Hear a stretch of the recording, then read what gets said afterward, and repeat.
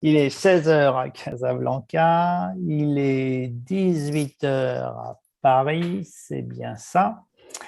Et donc, nous allons commencer ce webinaire qui vise à répondre à la question ou à l'affirmation publier un ouvrage après sa thèse de DBA. Je suis heureux d'accueillir dans ce webinaire un certain nombre de participants qui sont déjà en ligne.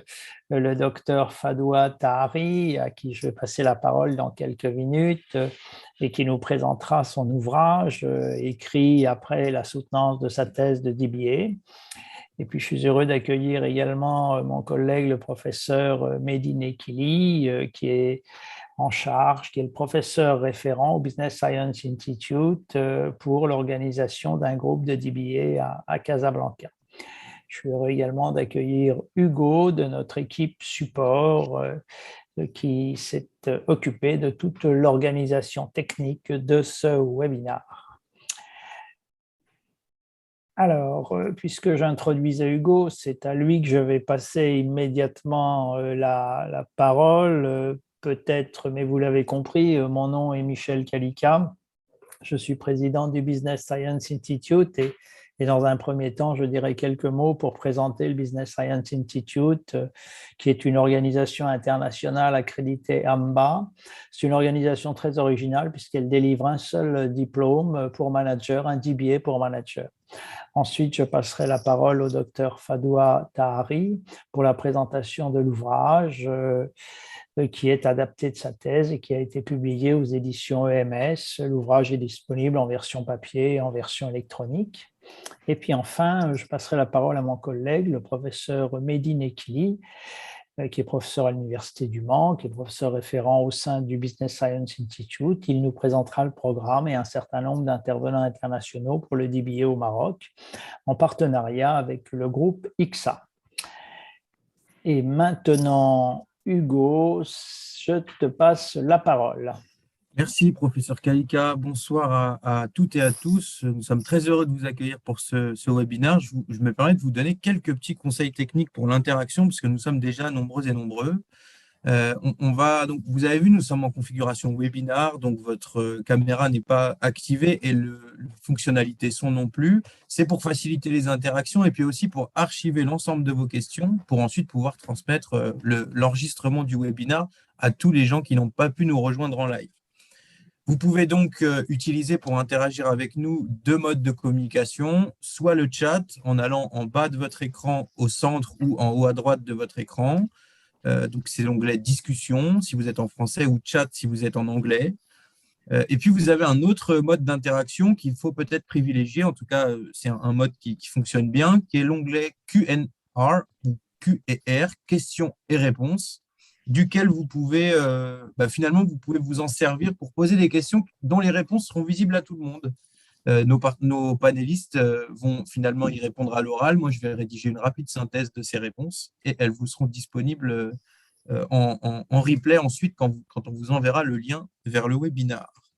Dernier point aussi important, c'est que tout au long du webinaire, je vais vous faire suivre des ressources, des liens dans la conversation pour aller plus loin sur les propos de nos panélistes, pour aller sur notre site internet, découvrir les professeurs, découvrir la collection EMS et d'autres nouveautés. Je vous invite à suivre ces envois de façon régulière, sans bien sûr vous détacher des propos de nos panélistes. Merci encore pour votre présence et un très bon webinaire à toutes et à tous. Merci beaucoup, docteur Hugo Gaillard, pour l'organisation de ce webinaire et cette introduction. Alors, ma première mission est de dire quelques mots sur le Business Science Institute. Le Business Science Institute c'est une organisation assez originale, hein. On peut même dire que c'est une organisation qui est unique. C'est une organisation académique internationale en réseau, basée à Luxembourg, mais présente dans de très nombreux pays, puisqu'aujourd'hui nous avons plus de 200 doctorants managers qui viennent d'environ une cinquantaine de pays. Et nous avons plus d'une centaine de professeurs qui sont mobilisés dans notre équipe pédagogique. Et j'y reviendrai, nous sommes une des rares organisations internationales dont le DBA est accrédité par l'AMBA, l'association du United Kingdom. Alors, à l'origine, le Business Science Institute, ça fait maintenant une dizaine d'années. Il a été créé pour répondre à la demande de managers, de cadres qui avaient préparé un MBA ou un diplôme équivalent et qui souhaitaient prendre du recul par rapport à leur pratique managériale, qui souhaitaient réfléchir, qui souhaitaient écrire une thèse, qui souhaitaient, et c'est le cas ce soir pour le docteur Fadou Attahari, qui souhaitait publier un ouvrage après la soutenance de la thèse. Donc, c'est un programme académique, très, très sérieux, très exigeant, avec un encadrement de très nombreux professeurs. Et ce programme, il est organisé selon trois modalités. Il est organisé en présentiel partout dans le monde. Alors, ça va en anglais, en allemand, en français. Ça va de Bangkok à Shanghai, à Francfort, à Genève, à Paris, en passant par Douala, Casablanca bientôt, donc une dizaine de villes dans le monde. C'est également un programme qui est organisé en ligne sous la forme d'un DBA online en anglais et sous la forme d'un DBA à distance en français. C'est organisé en partenariat au plan international avec l'Université de Lyon, l'IAE Lyon School of Management, qui délivre à nos étudiants son propre DBA en même temps que nous délivrons notre Executive Doctorate in Business Administration, donc une double diplomation. Et puis, c'est organisé au Maroc avec l'ISGA, que le professeur Nekili nous présentera plus avant dans quelques minutes. Alors, ce programme, c'est un programme qui est exigeant. Hein. C'est un programme accrédité. Vous savez que c'est un des rares programmes accrédités. Je crois même que c'est le seul programme accrédité AMBA dans la zone du nord de l'Afrique. Je ne connais qu'un seul autre programme accrédité AMBA, il me semble, dans le sud, en Afrique du Sud. Donc, c'est un des rares programmes accrédités au plan international, ce qui est une condition de sérieux. Vous savez, en matière de diplôme, on trouve des formats qui sont extrêmement différents et ça correspond parfois à des qualités qui sont très différentes. Nous, le choix qui a été fait, c'est d'être un programme de qualité et c'est validé par cette accréditation AMBA. C'est un DBA pour manager, c'est-à-dire que c'est de façon très claire un diplôme qui doit permettre à les managers de prendre du recul, de préparer une thèse. L'objectif, ce n'est pas de transformer les managers en profs d'université à temps plein dans les institutions académiques. Ça, ce n'est pas du tout l'objectif. L'objectif, c'est de permettre à les managers, à partir de leur expérience, de produire de la connaissance et de réfléchir avec le soutien de professeurs. Alors, la caractéristique du programme, et je propose au professeur Nekili, s'il le souhaite, de dire quelques mots, la caractéristique du programme, c'est un corps enseignant de grande qualité. Oui, merci beaucoup, cher professeur Michel Kadika, notre président de Business Science Institute. Comme il l'a mentionné, le réseau il est très riche de Business Science Institute. Il est composé d'un peu plus d'une centaine de professeurs. Et quand on dit professeur, on a une exigence au niveau du Business Science Institute, il faut qu'il soit publiant. Obligatoirement, il faut qu'il soit publiant. Quand on dit publiant, ça veut dire que ce sont des auteurs qui sont connus dans leur domaine et qui ont déjà fait preuve de résultats académiques et publiés dans des revues scientifiques réputées. Ici, on a une sélection d'échantillons de professeurs qui sont devant vous. Et vous pouvez aller voir le site de Business Science Institute pour avoir une plus grande idée sur le nombre de professeurs intervenant au niveau de Business Science Institute. Alors, une des caractéristiques, merci professeur Nekeli, une des caractéristiques de notre programme, c'est qu'il vise non seulement à délivrer bien sûr un diplôme du Business Science Institute, un diplôme de l'Université de Lyon, plus particulièrement signé du président de l'université et délivré par l'IAE de Lyon. Mais notre programme de DBA, il vise aussi à créer de l'impact managérial, c'est-à-dire qu'on considère que le but d'une thèse, c'est pas seulement de soutenir un travail, le but d'une thèse de DBA, c'est aussi d'être utile aux managers. Comme les thèses de DBA, elles ont pour origine l'expérience managériale des managers, eh bien, il nous semble logique qu'il y ait un retour vers le terrain, un retour en termes de recommandations managériales. Et c'est ce que l'on appelle l'impact managérial. Et tous les ans, un jury délivre un DBA Impact Managerial Award, un prix de l'impact managérial, qui vise à récompenser là où les thèses, quelquefois le jury n'arrive pas à séparer les différents candidats, là où les thèses qui ont le plus d'impact managérial. Tout ça pour dire qu'une thèse de DBA, ça a non seulement un impact académique, bien évidemment, c'est un travail de réflexion, de prise de recul, c'est un travail où il y a un apport conceptuel, on va très nettement le voir dans le doctorat, dans le travail du docteur Tahari, mais c'est aussi un travail qui doit permettre à les managers d'améliorer leurs pratiques, de mieux comprendre et de prendre des décisions qui sont de nature différente. La caractéristique de notre programme, non seulement il est accrédité AMBA, mais je crois pouvoir dire que c'est le seul programme de DBA qui a publié près d'une quarantaine d'ouvrages au cours des dernières années. Et ces ouvrages, ce sont à la fois des ouvrages de professeurs qui indiquent très clairement aux doctorants ce que l'on attend d'eux, et puis ce sont des ouvrages qui sont publiés par les docteurs après la soutenance de leur thèse, avec une finalité qui est une finalité de dissémination des résultats des recherches. Et donc, puisque je parle d'ouvrage et puisque je parle de dissémination des résultats de recherche, c'est la transition toute trouvée avec le docteur Fadoua Tahari, qui a été une de nos brillantes étudiantes et qui, après la soutenance de sa thèse, a publié un ouvrage qu'elle va maintenant nous présenter. C'est un ouvrage fort intéressant puisqu'il concerne à la fois des entreprises privées marocaines, une question générale qui est celle du leadership, avec l'influence des cultures, bien évidemment. C'est un superbe sujet. Voilà, je passe la parole au docteur Fadoua Tahari. Merci, professeur Kalika. Merci, professeur Mkheli, pour cette opportunité de présenter mon livre, Les pratiques du leadership dans les entreprises marocaines et avec l'influence de la culture nationale.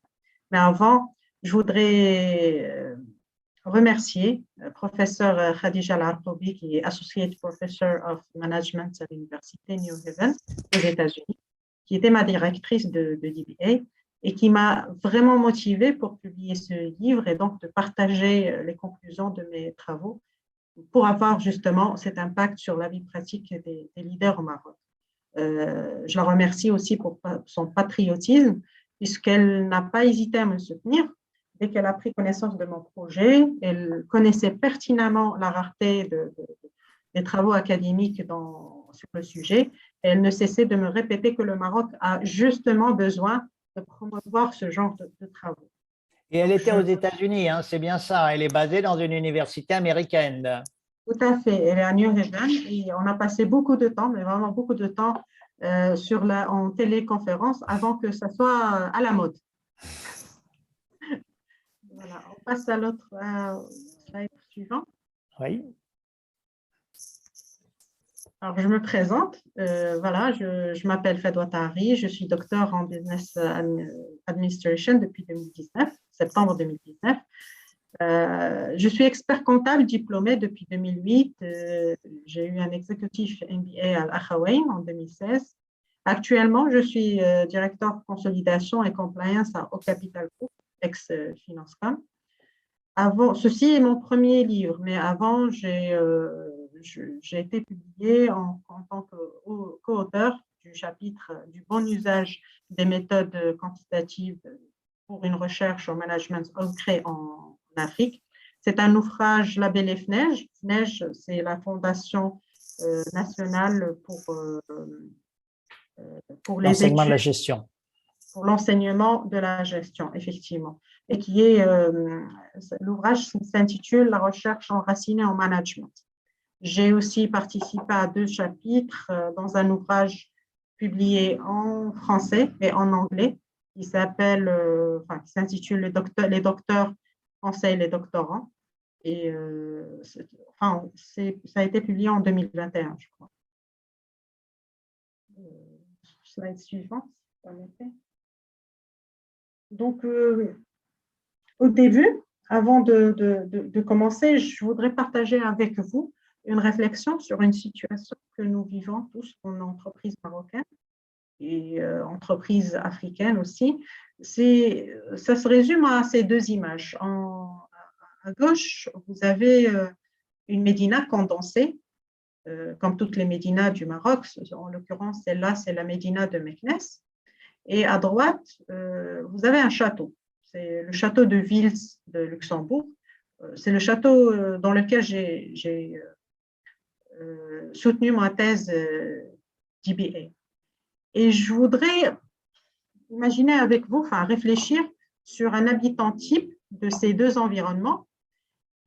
Comment ça se passe, c'est quoi l'environnement, le climat, la famille, la religion, les relations familiales et sociales. Et en prenant ce temps de réfléchir, on se poserait la question pour dire comment une personne type qui vient de l'image à gauche est censée oublier tout son bagage, tout son vécu, toute sa façon de construire qui a été héritée par la culture. Et en entrant dans l'entreprise, elle devrait se comporter comme une personne qui a eu une vie, une culture occidentale et se comporter selon les termes de management qui ont été édictés dans l'Occident. Si vous imaginez ça, vous comprendrez un petit peu ma question qui m'a menée vers le chemin du DBA, qui était une question personnelle. Je me posais tout le temps cette question pour dire quelles sont les particularités de la pratique du leadership dans le contexte marocain. Qu'est-ce qui se fait de mieux en Maroc et qu'est-ce qu'on devrait transmettre aux gens pour que ça marche mieux dans les entreprises marocaines. Comment les leaders influencent efficacement leurs équipes dans des organisations marocaines. L'objectif étant, l'objectif du DBA, aussi du livre, c'est d'explorer l'influence de notre culture nationale sur les pratiques du leadership qui marchent, les bonnes pratiques de leadership, dans des organisations marocaines privées, dans les entreprises. Donc, au début, dans le livre, j'ai un petit peu organisé un petit peu la question. Le livre parle du leadership. Donc, qu'est-ce qu'on sait du leadership? Qu'est-ce qui a été écrit sur ce leadership? Enfin, sans aucune surprise, ce sont des écrits qui viennent de l'Occident, et spécialement des universités américaines. Et donc, je les ai organisés un petit peu selon le prisme de la pensée. Au début du 19e siècle, toutes les théories parlaient du leader qui était né leader et qui a des traits de leadership. Après, on a parlé du comportement du leader, des situations de leadership. Tout ça, ce sont les théories qu'on a eues dans les universités, qu'on a eues dans les écoles de commerce. Ce sont les théories que j'ai appelées classiques. Après, c'est à partir du début du XXe siècle jusqu'aux années 2000, où les théories, les Américains ont essayé d'analyser d'autres modèles de leadership qui sont basés sur les valeurs. Et donc, par exemple, le servant leadership de Greenleaf place le service au milieu de leadership à la place de l'autorité. Donc, tout ça, j'en parle dans mon livre. Je présente un petit peu ces théories qui sont basées sur les valeurs et comme le spiritual leadership, on est au Maroc, on sait qu'il y a une partie de spiritualité dans notre vie de tous les jours et on se pose la question comment le leader va vivre cette spiritualité dans l'entreprise. Et le humble leadership, le leadership authentique, tout ça, ce sont des théories qui ont été basées sur les valeurs que je présente dans le livre. Après, effectivement, la psychologie sociale, la psychologie cognitive est venue pour contribuer à ce débat de leadership. Et ce qui est intéressant, c'est que Quand j'ai mené mon enquête, les leaders que j'ai interviewés, et ils sans avoir la connaissance de ces théories, m'ont parlé de cet aspect de la psychologie sociale et la psychologie cognitive et comment ils voient la place du leader parmi ses collaborateurs tout en intégrant cette dimension psychologique.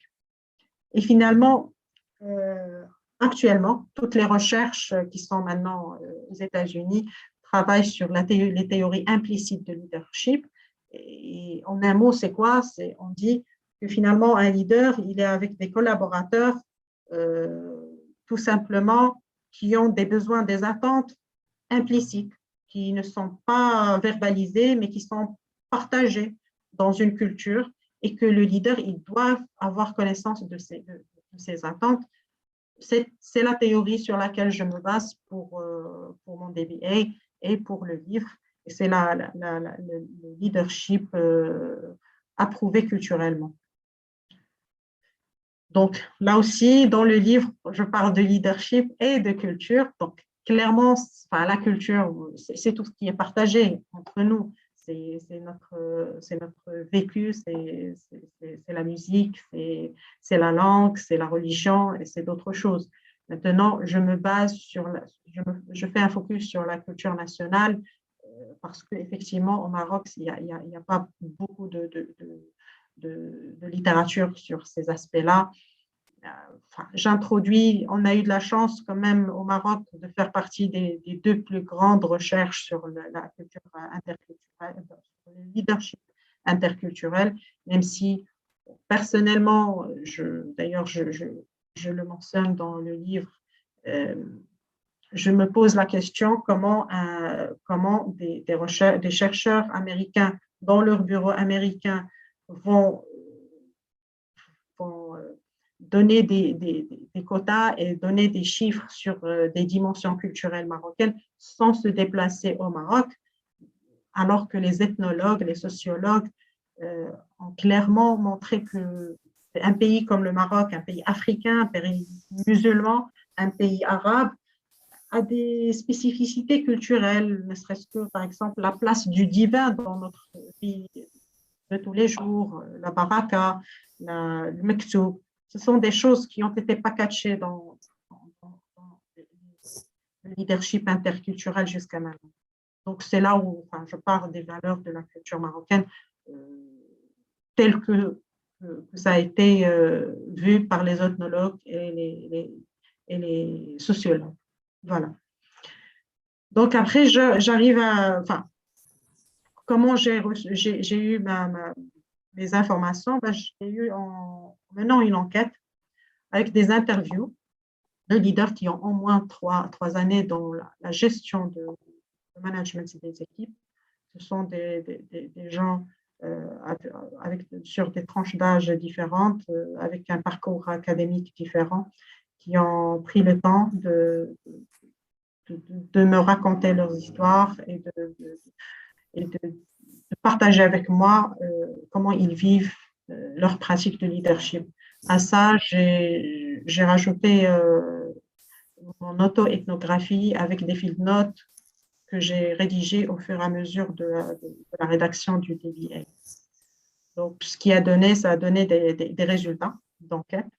Premièrement, sur les valeurs culturelles qu'on a. Les leaders, ils ont partagé avec moi leur vision de la culture marocaine, donc une description des valeurs culturelles importantes qui a fait que finalement, nous, les Marocains, on a une façon bien précise de travailler efficacement et qui n'est pas automatiquement en relation avec les procédures, avec la hiérarchie ou avec d'autres choses que l'Occident nous a ramené sans comprendre finalement. De l'autre côté, on a alors toute cette partie orale, toute cette partie personnelle fait que la confiance est une valeur en or au niveau de la société. les gens, il y a un leader qui m'a dit, moi, je ne peux pas travailler sans confiance. Je ne peux pas gérer des gens sans la confiance. Donc, quel est ce processus de construction de la confiance? Ça, c'est ce que j'ai appelé les drivers de la confiance selon les que j'ai interviewés. C'est un processus qu'il faut construire, ça prend du temps, ça ne se donne pas, mais c'est notre façon de travailler ensemble. Donc, un bon leader au Maroc, c'est un leader qui utilise des codes culturels, des codes religieux aussi partagés, en gérant la proximité qu'il a avec ses collaborateurs pour les influencer et pour pouvoir avoir les résultats escomptés. Donc, on passe au slide suivant. On parle maintenant des impacts. Voilà. Ce qu'il faut savoir, c'est que déjà dans un DBA, surtout dans le DBA de BIC, on parle beaucoup d'impact et probablement le chapitre implication managérielle est le plus grand et le chapitre le plus regardé dans la thèse. Donc, au niveau des implications managérielles de ce travail et dans le livre, d'abord sur le plan national où je plaide pour que l'enseignement supérieur intègre un cursus sur le leadership. On commence à prévoir des modules complets de leadership, qu'il y ait un partage entre les étudiants et les dirigeants, les étudiants et les chercheurs, que les efforts de recherche soient promus, que ça soit valorisé plus et partagé aussi. Sur le plan organisationnel, j'ai proposé un petit peu une feuille de route sur 3 domaines, le domaine de la gestion des ressources humaines, le domaine du design organisationnel et le domaine de la stratégie.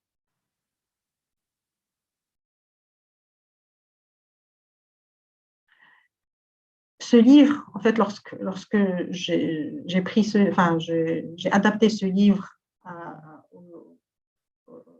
j'ai adapté ma thèse au livre, j'avais en tête 3 personnes. Les jeunes managers qui n'avaient pas une grande expérience du contexte culturel marocain et comment gérer un petit peu le passage de l'école et de l'université à l'entreprise, le passage du background académique à la pratique de tous les jours. Les leaders marocains chevronnés, mais qui ont besoin un petit peu d'une réflexion, d'un moment de réflexion, d'un moment d'une prise de recul par rapport à leur pratique. S'ils veulent gérer des équipes multiculturelles, comme ça, ils voient un petit peu, ils sont un petit peu au courant de comment eux, ils perçoivent les choses, et qui probablement n'est pas la même chose dans d'autres cultures. Et finalement, à des leaders qui sont internationaux et qui veulent s'implanter au Maroc pour comprendre un petit peu les spécificités de la culture marocaine.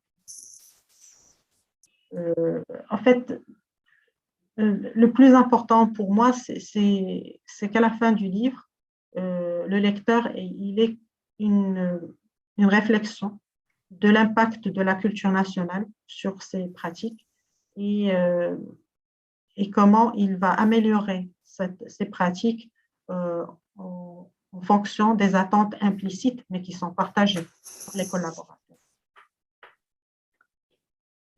Merci, docteur Fadoua Tahiri, pour cette présentation très, très synthétique. Peut-être qu'avant de passer la parole, s'il en est d'accord, au professeur Nikili, je vais proposer qu'on prenne tout de suite les questions sur le livre pour éviter une rupture et comme ça, après, on traitera des questions sur le programme. Tu en es d'accord, professeur Nikili? Oui. OK. Alors, n'hésitez pas donc, comme le docteur Hugo de l'équipe support vous l'indique, à poser vos questions sur le chat. Mais, docteur Gaillard, il y a déjà des questions qui sont arrivées sur votre mail. Allez-y. Oui, on reçoit aussi des questions directement à destination des panélistes. La première question, c'est un participant qui nous demande, qui demande en fait au docteur Tahiri, pas spécialement à vous, professeur Kalika Nekili, désolé, de décrire, docteur Tahari, la qualité de la relation, enfin, ou plutôt le déroulement de la relation avec la direction de thèse à distance, comment ça s'est fait, la coordination. Oui. Alors, très vite, alors la relation avec la directrice de thèse, comme j'ai dit au début, a été très cordiale dans la mesure où on avait le même objectif. Ma directrice de thèse était très enthousiaste par rapport au sujet. Maintenant, au niveau de l'organisation, au niveau du suivi, ce qu'il faut savoir, c'est qu'au niveau de BNC, on a des règles, on a un reporting qui doit être régulier. Et donc, ce reporting, on le respecte de notre côté étudiant, mais aussi du côté des directeurs de thèse. Les choses se sont bien passées virtuellement, heureusement, parce qu'elle était aux États-Unis, donc elle est encore aux États-Unis, donc on était tout le temps en téléconférence régulièrement aussi. On était aussi par email, mais à la fin de chaque réunion, je devais écrire mon PV, l'envoyer à la direction, à BSI. Parfois, professeur Kalika rebondissait sur des termes, sur des sujets de la discussion sur lesquels nous trois, on continuait l'échange. Voilà, c'est-à-dire c'est au niveau du suivi, au niveau de l'organisation. Quelque part, si on suit l'organisation qui a été déjà proposée par BNC, ça va très bien. Franchement, moi, je n'ai pas eu de problème, même avec l'éloignement. Les professeurs sont très… ils accompagnent, ils sont présents lorsqu'on en a besoin. On a aussi l'aide de BIC, du professeur Kalika personnellement. Ce qui est très, très, très intéressant aussi, c'est les séminaires de suivi dans lesquels on présentait nos travaux à d'autres directeurs et qui nous donnaient d'autres choses, d'autres façons de voir. Parfois, personnellement, parfois, ça me perturbait et parfois, ça m'aidait énormément. À chaque fois, je discutais avec Michel et à chaque fois, je m'organisais de façon à aller en avant. J'espère que j'ai répondu à la question. Oui, la personne qui pose la question vous a remercié d'ailleurs, c'était même il y a une trentaine de secondes. Alors, on reçoit beaucoup de remerciements pour votre présentation et puis la qualité de votre présentation, à la fois en public mais aussi directement en privé. Et alors, je vais en lire un juste quand même pour vous en témoigner. C'est Madame Wafa Ajani qui nous dit tout d'abord, un grand merci à Dr Fadwa Tahari pour ce travail précieux sur le Maroc. Effectivement, il y a très peu de publications et de données. Je confirme que le livre est un must-have pour les chercheurs qui s'intéressent aux pratiques d'un leadership efficace, mais surtout un must-have pour les professionnels et les programmes de formation. Bon, là, je pense qu'on a un hommage majeur à votre travail et sa contribution. Alors, on a une autre question qui fait peut-être un petit peu la transition vers la prise de parole du professeur Medine Ekili. Mais moi, j'aurais une autre question, docteur Gaillard, avant, si tu permets. Moi, oui, je voudrais savoir, dans la recherche qu'a menée le docteur Tahari, qu'est-ce qu'il a surpris? Qu'est-ce qu'elle a découvert? Quels sont les éléments qui sont remontés du terrain qui l'ont étonné? Ça, c'est ma première question. Puis après, j'en ai une autre. Alors, je pose les deux en même temps, mais la seconde, elle n'est pas de moi. Elle arrive sur mon mail. C'est qu'est-ce qui a changé dans les pratiques managériales du docteur Tahari après la thèse ou après le bouquin? Donc, deux questions. La première, c'était la mienne. La deuxième, c'est une personne qui m'écrit. Allez-y. D'accord. Alors, ce qui m'a surpris, honnêtement, c'est à quel point la culture nationale est importante pour les bons leaders au Maroc. Oui, je me disais, effectivement, j'ai lu des livres, et tout le monde dit, OK, il y a des choses qui sont universelles, il y a des choses qui sont culturelles, il faut pas trop être comme si, pas trop être comme ça, mais globalement, le Maroc, enfin, pas que le Maroc, les pays sont universels dans les recherches. Donc, le fait qu'il y a des éléments, enfin, des pratiques qui sont magnifiques, franchement. Je vais vous raconter une histoire. Je la raconte tout le temps. Il y a un leader qui a une usine. Enfin, comme je ne peux pas dire c'est quelle usine, bon, je vais. Alors, une usine, et il me dit, à la fin du mois, ou quand il y a une fête, ou quand il y a quelque chose, je ne dis pas.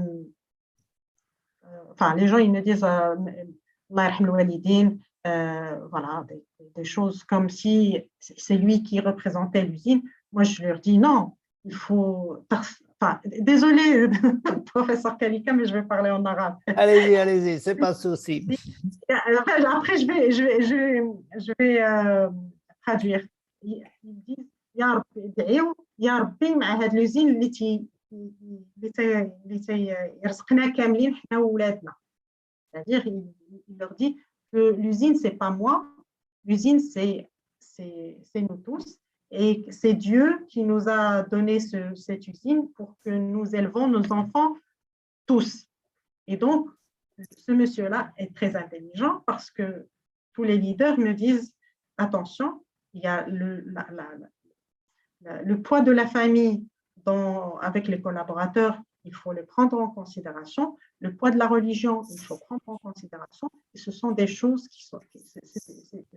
C'est des roadblocks, il faut les connaître, il faut les respecter. Quelqu'un qui ne respecte pas ces deux roadblocks n'ira pas très loin au Maroc. Donc, si tu ne respectes pas la famille, la collectivité familiale de tes collaborateurs, si tu ne respectes pas leur spiritualité, ça ne marche pas. Ça, honnêtement, je savais que c'était important, mais je ne savais pas que c'était quelque chose qui est si bloquante dans la pratique de leadership. Alors, par rapport à ma pratique, à moi, 2 mots, l'écoute et la confiance. Il faut montrer aux gens qu'on leur fait confiance. Et il faut à chaque fois se poser la question sur notre proximité avec nos collaborateurs, comment nous, on regarde cette proximité. Je comprends maintenant mes collaborateurs qui ont besoin de proximité, qui ont besoin d'écoute, et pas nécessairement sur le travail, parce que à un certain moment, les gens, ils travaillent, ils délivrent, mais parfois, ils ont besoin d'être écoutés, ils ont besoin de savoir que leur boss, il prend leur famille au sérieux, il prend leur vie privée au sérieux. Voilà. Merci beaucoup. Merci beaucoup, docteur Fadwa Tahari, pour ce témoignage, et félicitations à la fois pour votre thèse, mais le jury vous a déjà félicité, et pour la publication de votre ouvrage, parce que véritablement, vous avez un sujet de thèse qui était ancré dans votre culture, dans votre pratique managériale, dans vos origines, dans vos entreprises. Et finalement, vous restituez à votre terrain, vous restituez aux leaders que vous avez interrogés des résultats de recherche qui peuvent les intéresser et qui peuvent les faire progresser.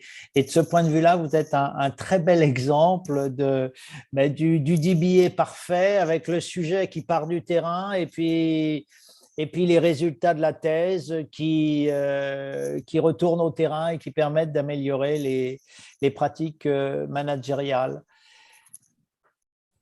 Bien, est-ce que, docteur Hugo, est-ce qu'il y a une dernière question? Et puis ensuite, on passe la parole. Oui, il y en a 2. Je vais faire une toute petite synthèse des 2 questions pour que le docteur Tahari puisse répondre d'une seule réponse. Alors là, même si les 2 questions sont assez différentes. Alors, bonjour, docteur Tahari. Avez-vous relevé une différence de leadership au sein d'une multinationale et dans une entreprise dite Moul Shakara, toujours au sein du Maroc, même culture, donc j'imagine très locale et puis internationalisée? Et puis en face, une autre question. qui part d'une expérience personnelle douloureuse. Hein. C'est vrai que le DBA, ça peut aussi être l'occasion de mettre en travail et en réflexion une expérience personnelle complexe. Et cette question, c'est comment faire pour réussir à gérer un groupe donc de personnes qui, en l'occurrence ici, sont fonctionnaires et qui semblent avoir des pratiques qui relèvent du sabotage. Une question ancrée dans un contexte. Oui. Alors, je vais déjà commencer par expliquer quelque chose sur laquelle j'ai passé beaucoup de temps, avec surtout avec les professeurs de BIC. C'est la question de recherche. Alors, j'étais comme ça, je me posais beaucoup de questions. Je me posais énormément de questions. D'ailleurs, je me pose toujours beaucoup de questions et probablement je me pose beaucoup plus que qu'il y a 4 ans, 5 ans. Et à chaque fois, on me dit, mais qu'est-ce que tu veux? Mais qu'est-ce que tu veux savoir? Et en fait, le livre s'appelle Dans les entreprises marocaines privées. C'est-à-dire que j'ai enlevé toute la partie multinationale pour une raison très simple. Vous allez voir dans la culture, dans le slide culture, professeur Kalika, si vous pouvez revenir au slide culture. Dans la culture, on a 2 cultures. On a la culture nationale, la culture marocaine, et la culture organisationnelle. Ça s'appelle la corporate culture.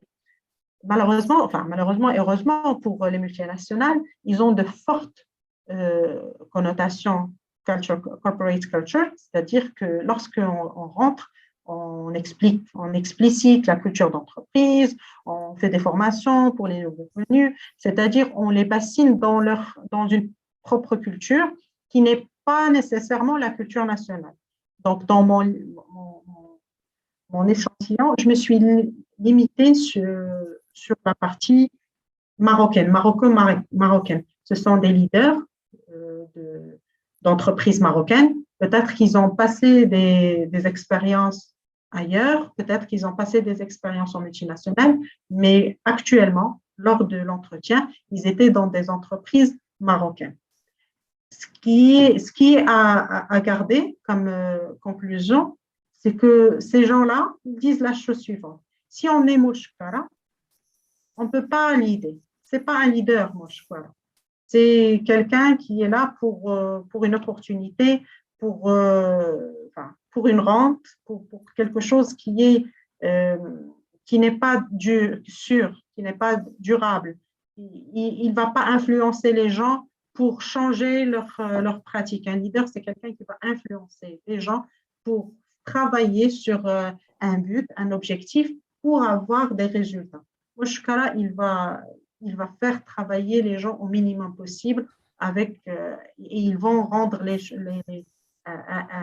un rendu minimum. Les gens que j'ai interviewés étaient très clairs sur ça. Si on se comporte comme ça ne marche pas. Il faut absolument comprendre la culture, mais dans un but d'avoir des résultats. Si je n'ai pas de résultats dans l'entreprise, ce n'est pas du leadership. Donc déjà, en fait, on commence dès le début par limiter un petit peu notre définition de leadership. Un boss qui n'a que le résultat de fin de journée devant lui et qui n'est pas intéressé par l'objectif de l'entreprise ou la stratégie de l'entreprise, c'est pas ce que je cherchais quelque part. Maintenant, effectivement, c'est la réponse à la deuxième question aussi, parce qu'un leader qui n'est pas amené par des résultats, là aussi, ça m'intéressait pas. Malheureusement, lorsqu'on est fonctionnaire, il y a beaucoup de fonctionnaires qui travaillent et qui sont suivis par des résultats, mais il y a de grandes probabilités que la fonction qu'ils occupent n'est pas orientée résultat, n'est pas orientée performance. Donc là aussi, si je rentrais dans ce chemin-là, j'aurais pas gagner grand-chose en connaissance et en partage. Donc, voilà, ce sont effectivement les choses que j'ai exclues. J'ai exclu tout ce qui est multinational parce que ce n'est pas de la culture nationale. Voilà, on va pas. L'idée, c'est quand même, c'est que les entreprises marocaines aient leur propre culture, pas d'importer de la multinationale. Sinon, on importe des livres directement. Et l'autre idée, c'est qu'un leader, c'est quelqu'un qui est orienté performance et qui est orienté résultat. Là aussi, c'est pas quelqu'un de la famille qui est là pour passer du temps et tout. Donc, c'est quelqu'un qui va... Enfin, la question, c'est comment je vais influencer ces gens pour faire un bon travail qui va nous faire gagner tous de l'argent, de la notoriété, du temps. C'est ça l'objectif. Merci beaucoup, docteur Fadou Attari, pour ces réponses. Je vais maintenant, le temps passe très rapidement et vos réponses sont très intéressantes. Je vais passer maintenant la parole au professeur Nekili, qui va nous parler du programme dont vous êtes issu, mais avec une caractéristique, puisque là, il s'agit d'un groupe au Maroc. Professeur Nekili. Tout à fait. Merci beaucoup, professeur Michel Kadeka. En fait, je me présente, Mehdi Nekili, je suis professeur de finance à l'Université du Mans.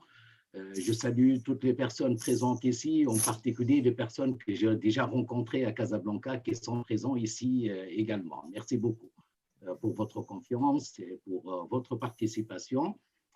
En fait, le programme de Business Science Institute a accueilli, comme on a un excellent exemple du docteur Fadwa Taheri, accueilli des Marocains, accueille actuellement des Marocains dans des différents programmes. Mais après discussion, on s'est dit pourquoi ne pas s'installer au Maroc pour éviter peut-être aussi à certains Marocains qui ne peuvent pas se déplacer pour des séminaires ou autres, de se positionner au Maroc. Donc, on a contacté l'ISGA, parce qu'on connaît bien les acteurs de gouvernance de ce groupe qui est très, très sérieux, et on a signé une convention avec le groupe ISGA. Alors, l'avantage du groupe ISGA, parce que c'est l'un des plus anciens instituts au Maroc, un autre avantage également, il est basé sur 4 grandes villes marocaines, en l'occurrence Casablanca, Rabat, Marrakech et Fès. Pour l'instant, on a souhaité commencer par Casablanca, mais je pense qu'il n'est pas interdit si on veut faire des séminaires à Marrakech pour changer un peu, ou bien carrément aussi lancer une deuxième promotion dans une autre ville de Casablanca. Il n'y a rien qui est interdit. Et puis, il y a une vision également de groupe ISGA suite au changement de sa gouvernance et de sa propriété récemment, qui se veut un acteur innovant et impactant dans le domaine de l'enseignement, ce qui va parfaitement avec la vision de Business Science Institute. Alors, très, très rapidement, le programme. Comment se déroule une formation de Business Science Institute? Et on en a en gros 3 phases. Une première phase où vous allez suivre des séminaires de formation. C'est une phase très, très importante. Moi, je vais parler d'une petite expérience. J'étais il y a 3 semaines pour la formation de la cohorte d'Abidjan. Et j'ai participé à la formation recherche en finance. Et donc là, vous avez plusieurs paradigmes thématiques. Lors de la première année, il y a un premier séminaire qui porte sur la conduite de la thèse. Et vous aurez par la suite plusieurs paradigmes que je vais développer par la suite dans la diapo suivante. Et on insiste beaucoup aussi lors de ces formations en séminaire sur l'enseignement en méthodologie. Vous aurez un séminaire intensif, mais assez complet, en méthodologie qualitative, mais aussi quantitative, parce que le doctorant va avoir le choix d'adopter l'une ou l'autre des 2 méthodologies, mais pourquoi pas aussi les 2 méthodologies à la fois, c'est rare, mais ça peut se trouver. Alors, cette première phase, elle est très, très importante parce que la première année, parce qu'elle va vous permettre de définir votre sujet, mais également d'identifier votre directeur de recherche. Alors, ces deux points sont très, très importants parce que la définition du sujet de recherche, Madame Tahari, docteur Tahari, elle l'a dit, j'ai posé 1001 questions au début. Et quand on intervient, on est formateur dans ces séminaires, on se rend compte que les doctorants se recherchent pour définir leur sujet de thèse. Et permettez-moi de vous raconter une petite anecdote comme ça. Quand j'étais à Abidjan, l'un des doctorants, il est venu déjeuner avec moi, et je pense qu'il a fait exprès pour avoir mon avis. Il me dit, voilà, en parlant des multinationales, il travaille dans une firme multinationale en Guinée.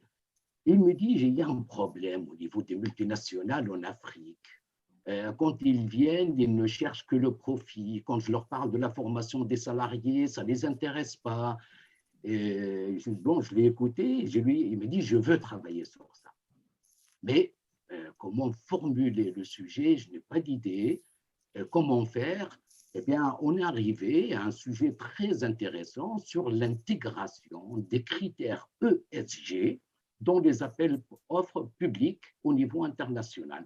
Les critères ESG, c'est l'environnement, c'est le social, et c'est la gouvernance, etc. Mais il me dit, mais c'est exactement ça, ce que j'ai dans ma tête, mais je n'arrive pas à le formuler. Donc, juste pour vous dire, j'ai raconté cette petite histoire pour vous dire que cette phase 1, elle est très, très importante. Vous aurez des professeurs qui sont spécialisés, qui sont compétents dans leur domaine et qui font partie seulement du programme de Business Science Institute. Il n'y aura aucun autre intervenant qui va venir localement pour une raison de coût ou d'autre. Ça, c'est hors de question. Je vais vous afficher la liste des professeurs qui sont déjà programmés pour votre formation. À l'issue de cette première année, on va vous inviter à passer un certificat de recherche qu'on appelle Certificate of Research in Business Administration. Ce certificat, il est très important. Ça se passe devant un jury autre que votre directeur de thèse. Pour être certifié, ça veut dire c'est une étape de validation que vous êtes sur la bonne voie pour finir votre thèse de DBA sereinement et vous certifier vos capacités méthodologiques surtout pour la continuité de la thèse. La phase 2, vous aurez 3 séminaires, dont un qui va se passer au château de Pix. Donc, ces séminaires sont très importants. Ça se passe toujours devant un jury compétent autre que votre directeur de thèse pour avoir l'objectif, ce n'est pas de vous évaluer, mais surtout pour avoir un avis d'autres personnes que le directeur de thèse sur votre sujet. De mon expérience personnelle, moi, les différents doctorants que j'ai eus en séminaire nous ont toujours dit que c'était très bien, ça m'a permis de voir les choses autrement, ça va me permettre d'avancer plus rapidement, etc. Donc, ces séminaires sont très, très formateurs. La phase 3, qui est la phase finale, donc l'écriture, mais il y aura toujours des séminaires de suivi, ça veut dire, là, Michel Kadika, le professeur Michel Kadika va vous confirmer, il nous dit, on ne lâche pas nos doctorants, on ne lâche pas, vous serez toujours suivi, non seulement par votre directeur de thèse, mais également par l'équipe enseignante. Je reviens juste pour dire un mot sur le choix du directeur de thèse, parce que je vais défiler par la suite les enseignants qui sont programmés pour le programme DBA de Casablanca, la première promotion. Pour le choix du directeur de thèse, de recherche, vous n'êtes pas limité aux professeurs qui interviennent dans votre promotion. Vous avez toute la base de Business Science Institute en termes de professeurs. Je donne un exemple personnel. J'étais contacté par une doctorante qui est de la cohorte en Allemagne et qui souhaite faire sa thèse avec moi parce qu'elle a vu mes travaux de recherche. Elle veut faire une thèse en anglais et puis je l'ai accepté. J'attends maintenant la formalité administrative pour que les choses se passent. Donc, elle m'a contacté alors que je n'interviens pas personnellement dans le programme en Allemagne. Mais elle m'a contacté parce qu'elle a vu les travaux et elle m'a dit, suite à ce que vous avez publié, cette thématique m'intéresse, etc. Donc, voilà, donc vous n'êtes pas limité, pour conclure, vous n'êtes pas limité au choix, pour le choix de votre directeur de recherche, aux intervenants dans votre promotion. Donc, alors, le programme, oui, c'est très bien, Michel, merci beaucoup, hein, merci beaucoup.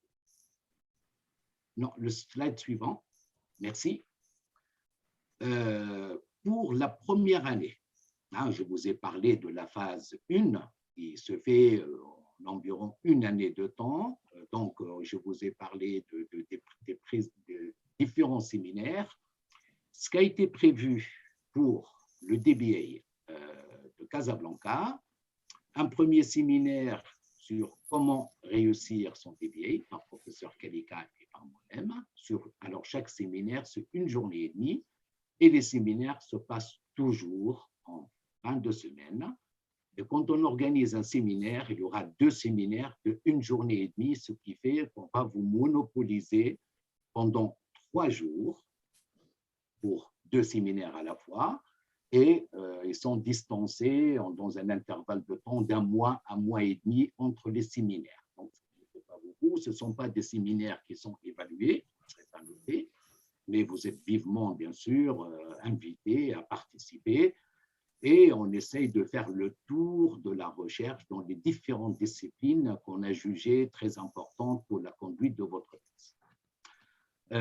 Ensuite, donc, il y a la conduite de la recherche par professeur Franco-Coste.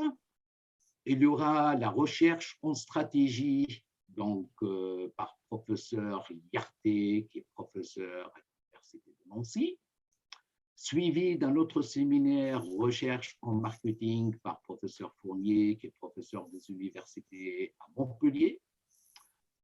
Ensuite, on a programmé un séminaire de recherche en ressources humaines, gestion de ressources humaines par professeur Laval, qui est à l'université de Poitiers. Je vous reprendrai par la suite pour assurer un séminaire en finance, mais ce sera plutôt en gouvernance d'entreprise parce que c'est une thématique qui peut toucher un grand nombre de sujets.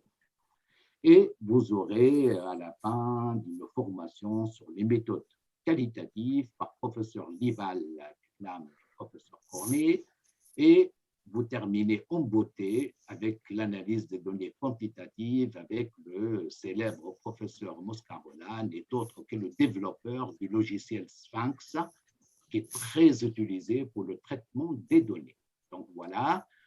On peut peut-être préciser rapidement, parce que le temps passe, qu'il y a toute une série de ressources qui sont mises à la disposition des étudiants. Un intranet pédagogique, les bibliothèques en ligne, les logiciels, également un support, une docteure en sciences sociales qui est là pour aider les doctorants. Tout à fait. Tout à fait. Donc, alors, si vous voulez avoir plus de renseignements, je vous invite à voir le site de Business Science Institute, tout simplement. Et pour vos candidatures, la procédure de souscription elle est très, très simple. Les inscriptions sont toujours ouvertes. On a prévu un lancement, on va débuter au mois de juin, de mémoire, c'est le 17 et 18 juin, le premier séminaire. Il est encore temps pour les inscriptions.